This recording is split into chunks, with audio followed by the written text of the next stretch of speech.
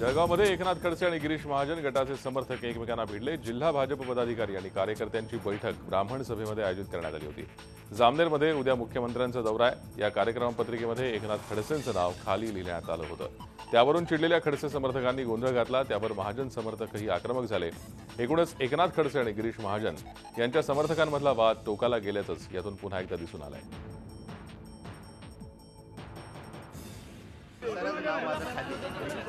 कार्यकर्ता आग्रह होता की एवढं खाली नाव कसं आलं? सरकारचे नियम आणि नियमानुसारच ते नाव खाली आहे। कुणाला काही हेतू द्यायचं वाईट होता असं नाही आहे। त्याच्यामुळे कार्यकर्ते नाराज प्रमाणे आणि नियमाप्रमाणेच आहे। कार्यकर्त्यांना वाटलं की आता नाव वरती पाहिजे होतं, पण तो प्रोटोकॉल असा आहे, शासकीय प्रोटोकॉल असा आहे की त्याच्यामुळे ते नाव वरती घेता येत नाही। त्याच्यावर जिल्हाध्यक्ष पण उद्या पण काल जिल्हाधिकारी बोलले होते, आजही बोलले, मी पण बोललो होतो, पण त्यामुळे तसं करता येत नाही। जो प्रोटोकॉल आहे त्याप्रमाणे सीएम साहेबांचा कार्यक्रम आहे, 8-10 मंत्री आहेत, त्यामुळे असं नाव वरती घेता येत नाही। त्यामुळे कार्यकर्ते सध्या कुणीही येऊन आरक्षणासाठी मोर्चे काढत असल्याची प्रतिक्रिया खुद्द सामाजिक न्याय मंत्री राजकुमार बडोले यांनी दिली आहे। आजकाल पैसेवाल्यांची आंदोलनं मोठी होत असल्याचं विधान बडोले यांनी केलंय। कोपर्डीतल्या घटनेचा आपण निषेध करतो, मात्र आमच्यावरील अन्याय सहन करणार नसल्याचंही त्यांनी म्हटलंय। बडोले यांच्या या विधानानंतर आता राजकीय वर्तुळात त्याचे पडसाद उमटू लागलेत। त्यानंतर मात्र बडोले यांनी आपल्या वक्तव्याचा विपर्यास केला गेला। आपण कोणत्याही जातीविषयी बोललो नाही असा खुलासाही केलाय।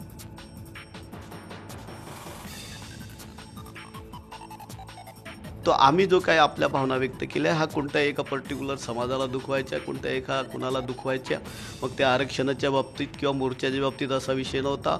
मराठा आरक्षणाच्या संदर्भात आम्ही आमची भूमिका याच्यापूर्वी पण मांडलेली आहे। सांगलीमध्ये पण आम्ही बोललो होतो, बऱ्याच ठिकाणी आम्ही सांगतोय का मराठा आरक्षण दिलं पाहिजे, तशीच आमची भूमिका त्यामागची आहे। असं पर्टिक्युलर एका याला आम्ही कुठंच बोललेलं नाही आहे। फक्त आंतरराष्ट्रीय परिषद असल्या कारणानं त्या ठिकाणी ज्या पद्धतीनं भूमिका ठेवायची ती भूमिका आम्ही ठेवलेली आहे। कोणत्याही एका जाती धर्माला दुखवायचा हेतू नाही।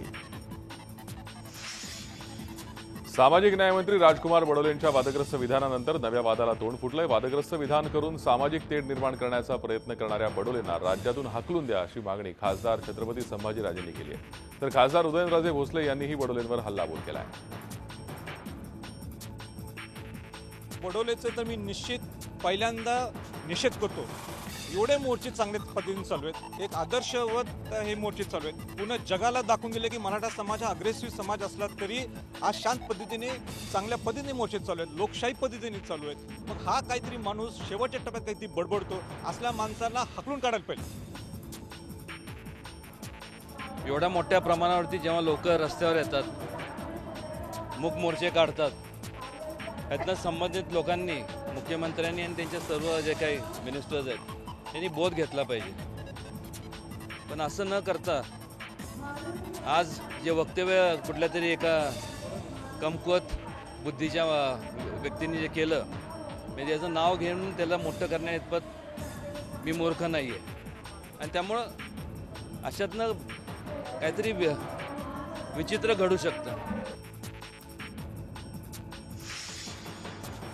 ग्रामीण भागातल्या राजकारणासाठी मराठा समाजाकडून अॅट्रॉसिटी कायद्याचा गैरवापर केला जातो असं वादग्रस्त विधान केंद्रीय सामाजिक न्याय राज्यमंत्री रामदास आठवले यांनी केलंय। ते नाशिकमध्ये बोलत होते। तसंच अॅट्रॉसिटी कायदा रद्द होऊ शकत नाही असंही त्यांनी स्पष्ट केलंय। ग्रामपंचायतीच्या निवडणुकीमध्ये ज्याच्या बाजूला आमचा माणूस जातो मेंबर, तर अपोजिटवाला काहीतरी गळ काढतो, त्याला राग असतो की तो आमच्या बाजूला आला नाही, त्यामुळं माझं सरपंच पद गेलेलं आहे म्हणून तो कधीतरी राग व्यक्त करतो, चीड व्यक्त करतो, कधी त्याला मारहाण करतो, कधी शिवगाळ करतो, कधी हल्ला करतो। तर मग त्यावेळेला दलितांना पाठिंबा देणारा गावातला एक मोठा वर्ग असतो, मराठा वर्ग, आणि तो वर्ग आपल्या अपोजिटवाल्यांना टार्गेट करू त्यांना त्यामध्ये फसवण्याचा अनेक लोकांना प्रयत्न करतो। जरी त्यांनी नावं जरी नाही घेतली तरी तो सांगतो की तो राहिलेला आहे, तो राहिलेला आहे। तरी म्हणून मराठा समाजाने आपल्या भांडणामध्ये त्याचा गैरवापर होऊ नये याची खबरदारी घ्यावी। जे आरोपी खरे आहेत त्यांनाच पकडलं पाहिजे असं आपलं मत आहे। तर त्यामुळं मराठा समाजाने तो गैरवापर थांबवला पाहिजे। अॅट्रॉसिटीबद्दल आपलं मत असं आहे, तो काय कायदा रद्द करता येणार नाही। कोणी किती मागणी केली तरी तो कायदा रद्द होणार नाही।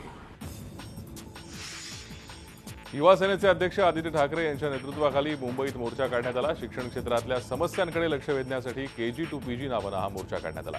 यावेळी बोलताना आदित्य ठाकरेंनी सरकारवर टीका केली। सरकार सुशासन नव्हे तर आश्वासनापुरतं मर्यादित राहतं की काय अशी भीती त्यांनी व्यक्त केली आहे। भाजप सरकारच्या गेल्या 2 वर्षांच्या कार्यकाळात शिक्षण विभागात अपेक्षेप्रमाणे बदल झाले नसल्याचा आरोप त्यांनी केला आहे। युवा सेनेच्या KG to PG मोर्चावर शिक्षण मंत्री विनोद तावडे यांनी सवाल उपस्थित केला आहे। पालिका निवडणुकीच्या पार्श्वभूमीवर या मोर्चाची आखणी करण्यात आल्याची चर्चा सध्या रंगली आहे। हा मोर्चा विद्यार्थ्यांच्या हक्कासाठी की नेतृत्व उभं करण्यासाठी असा टोला तावडेंनी युवा सेना अध्यक्ष आदित्य ठाकरे यांना लगावला आहे।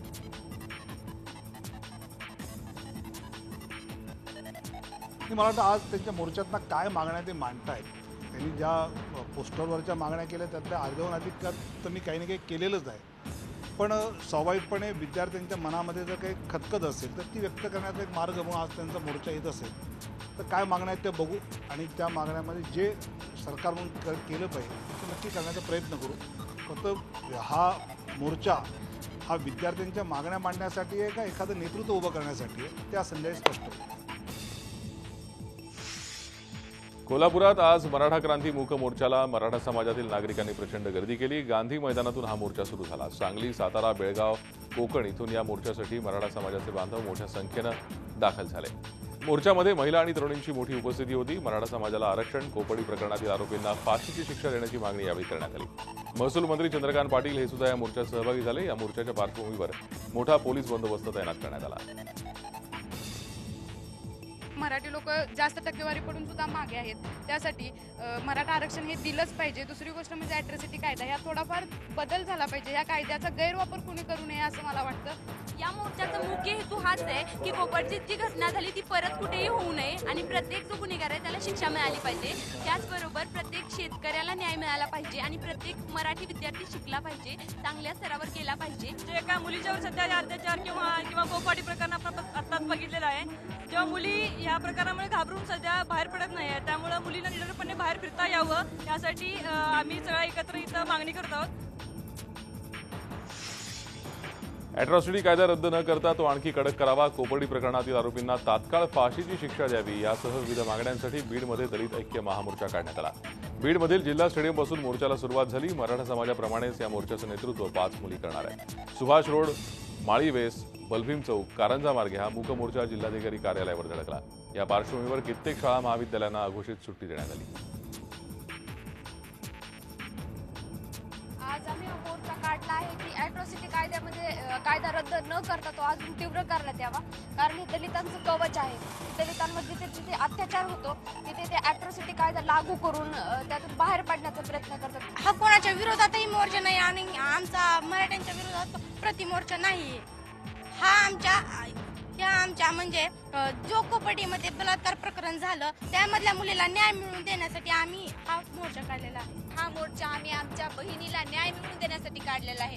त्याचप्रमाणे आमच्या ॲट्रॉसिटीला कोणी धक्का लावू नये यासाठी आम्ही हा मोर्चा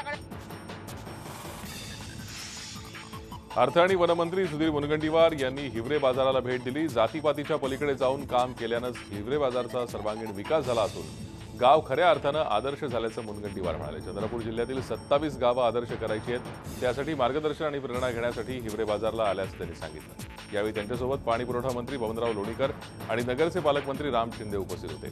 जिल्हा परिषद शाळेच्या मुलांनी मंत्री महोदयांचं खास स्वागत केलं। हिवरे बाजारमधील विकास कामांबरोबरच सिंचन व्यवस्थापन, दुग्ध व्यवस्थापन आणि वन विभागाच्या कामांची पाहणी त्यांनी केली। हिवरे बाजार हे आदर्श ग्राम करू इच्छिणाऱ्यांसाठी एक चालतं बोलतं विद्यापीठ असल्याचं मुनगंटीवार म्हणाले। राज्यातील दिव्यांगांसाठी आनंदाची बातमी आहे। येत्या 3 वर्षात विविध व्यंगानं ग्रासलेल्यांना राज्य सरकारतर्फे त्यांच्या शारीरिक आवश्यकतेनुसार साहित्य मिळणार आहे। मुख्यमंत्री देवेंद्र फडणवीस यांनी ही घोषणा केली आहे। नागपुरात सुमारे 2000 दिव्यांगांना विविध उपकरणांचं वाटप करण्यासाठी शिबिराचं आयोजन करण्यात आलं आहे। यासाठी कुठलेही शुल्क किंवा कसल्याही प्रकारच्या कागदपत्रांची पूर्तता करण्याची आवश्यकता नाही। विविध व्यंगांनी ग्रासलेल्या विविध वयोगटातील दिव्यांगांसाठी जयपूर फूट आणि इतर साहित्याचं वाटप यावेळी केलं जाणार आहे। जिल्हाधिकारी कार्यालय तसंच भगवान महावीर विकलांग सहाय्यता समितीतर्फे या कार्यक्रमाचं आयोजन करण्यात आलं। महावीर विकलांग सहाय्यता समितीनं आजवर 27 देशात 60 शिबिरांच्या माध्यमानं 15 लाखाहून जास्त दिव्यांगांना साहित्य वाटप केलं आहे।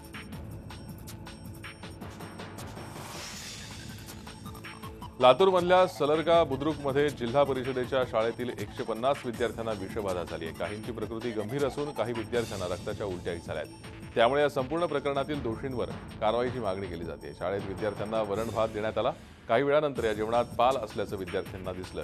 याबाबत शिक्षकांना माहिती देण्यात आली. त्यानंतर काही वेळातच विद्यार्थ्यांना मळमळ, उलट्या आणि जुलाबाचा त्रास सुरू झाला. त्यानंतर विद्यार्थ्यांना लातूरच्या शासकीय रुग्णालयात दाखल करण्यात आलाय. प्रकृती गंभीर असतानाही पालकांना न सांगण्याबाबत विद्यार्थ्यांना तंबी देण्यात आली होती. त्यामुळे विद्यार्थ्यांच्या पालकांनी संताप व्यक्त केला. हातात पाल पडली होती. पाल्यानंतर हे उलालं, डोकं दुखलं, पोटात दुखलं, उलट्या उलाल्या. पोरवाला बारक्या लेकरांना ताटात पाल होती. पालीचं मुंडकं वर आलं आणि समजा अंग खाली होतं. महाराष्ट्र औद्योगिक विकास महामंडळाच्या मालकीची अंधेरी येथील मोकळी जागा विकण्याचा निर्णय शासनानं घेतला. या निर्णयाविरोधात एमआयडीसी एम्प्लॉईज असोसिएशन, कर्मचारी महासंघ आणि एम्प्लॉईज युनियननं एक संयुक्त मोर्चा काढला. अंधेरी रेल्वे स्टेशन ते महाराष्ट्र औद्योगिक महामंडळाच्या मुख्यालयापर्यंत हा मोर्चा काढण्यात आला. मुख्यालयाचं स्थलांतर करण्यास, महामंडळाच्या मालकीची मोकळी जागा विकण्यास मोर्चेकऱ्यांनी विरोध केला. मोर्चात मोठ्या संख्येनं कर्मचारी आणि सामाजिक कार्यकर्ते सहभागी झाले होते. शहापूर तालुक्यातील कानडी ग्रामपंचायत निवडणूक काळात झालेल्या वादानंतर जामिनासाठी आलेल्या आदिवासी महिलांना महिला पोलीस कर्मचाऱ्यांनी मारहाण केली. या प्रकरणी भाजपच्या वतीनं शुक्रवारी रात्रीपासून किन्हवली पोलीस ठाण्यासमोर ठिय्या आंदोलन करण्यात आलंय. मारहाण करणाऱ्या महिला पोलीस कर्मचाऱ्यांवर गुन्हा दाखल करण्याची मागणी त्यांनी केली आहे. गुन्हा दाखल होत नाही तोपर्यंत ठिय्या आंदोलन सुरूच ठेवण्याचा निर्धार भाजप कार्यकर्त्यांनी व्यक्त केला आहे. आईच्या ऑपरेशनसाठी लागणारी 1 लाख रुपयांची रक्कम लोकलमध्ये विसरले. कल्याण स्थानकावर उतरल्यानंतर ही बाब त्यांच्या लक्षात आली. त्यांनी तातडीनं स्टेशन मास्टरला याबाबत सांगितलं आणि त्यांना आपले पैसे परत मिळाले. ही घटना घडली आहे नितेंद्र शंकलेशा यांच्यासोबत. नितेंद्र यांच्या आईला दुर्धर आजारानं ग्रासलाय. डॉक्टरांनी त्यांना ऑपरेशनसाठी पैसे आणण्यास सांगितलं. ऑपरेशनसाठी लागणारे 1 लाख रुपये ते लोकलमध्येच विसरले. कल्याण स्थानकावर उतरल्यानंतर ही बाब त्यांच्या लक्षात आली. नितेंद्र यांनी तातडीनं स्टेशन मास्टरला सांगितलं. कल्याण स्टेशन मास्टरांनी लगेचच अंबरनाथ आरपीएफ आणि अंबरनाथ स्टेशन मास्टरांना माहिती दिली. लोकल अंबरनाथमध्ये आल्यानंतर आरपीएफच्या जवानांनी लोकलच्या डब्यातून ती रक्कम आपल्या ताब्यात घेऊन नितेंद्र यांना परत केली. आईच्या ऑपरेशनसाठी जमा केलेली रक्कम रेल्वेनं परत केल्यानं नितेंद्र यांनी आरपीएफ आणि रेल्वे प्रशासनाचे आभार मानले.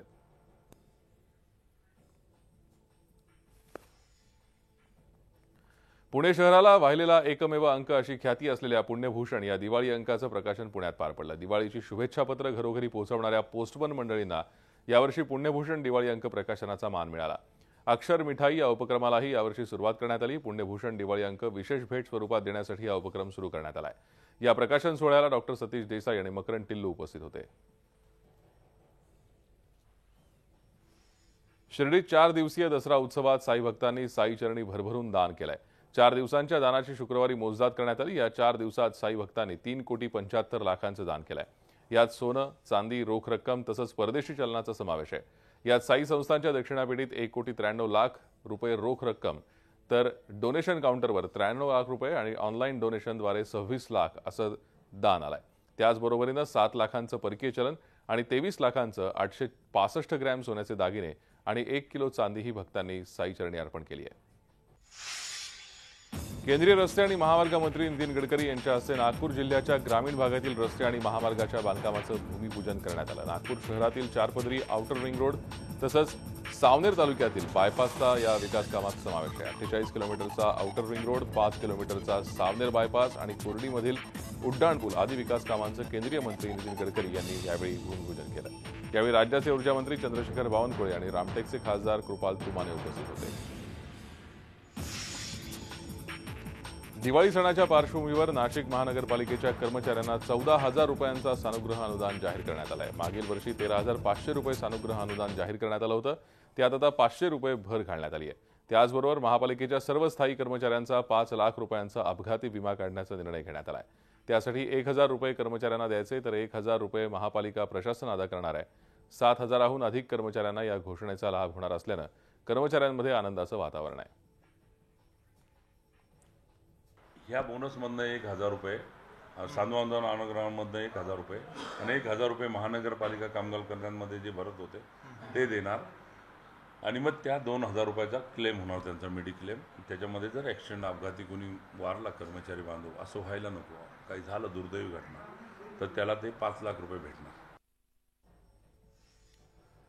गिरीश बापट यांनी संजय काकडेंना शह दिलाय. काकडे यांच्या पुढाकारानं मुंबईत गुन्हेगारी पार्श्वभूमीच्या पिंट्या धाडवे, पप्पू घोलप आणि श्याम शिंदे यांना मुख्यमंत्र्यांची भेट घेऊन भाजपत प्रवेश दिला होता. रावसाहेब दानवे, पंकजा मुंडे आणि विनोद तावडे यांच्यासोबत गुंड पप्पू घोलपचे फोटो व्हायरल झाले. आता गिरीश बापट यांनी हा काही पक्षप्रवेश नाही, गुन्हेगारी पार्श्वभूमी असलेल्या कोणालाही पक्षात घेणार नाही आणि निवडणुकीत तिकीट देणार नाही असं सांगत संजय काकडेंना घरचा आहेर दिलाय. बाबा बोडके आणि मुख्यमंत्र्यांच्या मुंबईमध्ये जाऊन कोणी भेटी घेत असेल, हारतुरे देत असेल, फोटो काढत असेल म्हणजे पक्षात प्रवेश झाला असं होत नाही. हा मुख्यमंत्र्यांना बदनाम करायचा प्रयत्न असल्याचा पुनरुच्चार बापट यांनी केलाय. मुंबई, सोलापूर, नागपूर या महामार्गाचं काम सध्या प्रगतीपथावर आहे. सोलापूर ते तुळजापूर या रस्त्यावरील दुतर्फा 100 एकर जमिनीचं सरकारनं भूसंपादन केलंय. शेतकऱ्यांनीही महामार्गाला विरोध न करता आपल्या जमिनी दिल्या आहेत. मात्र भूसंपादन करताना IRBनं भूसंपादन केल्याच्या दुप्पट जागेवर अतिक्रमण केल्याचा आरोप शेतकऱ्यांनी केलाय. जबरदस्तीने घेतलेल्या जमिनीचा मोबदला द्या, अन्यथा जमिनी परत करा अशी मागणी शेतकऱ्यांनी केली आहे.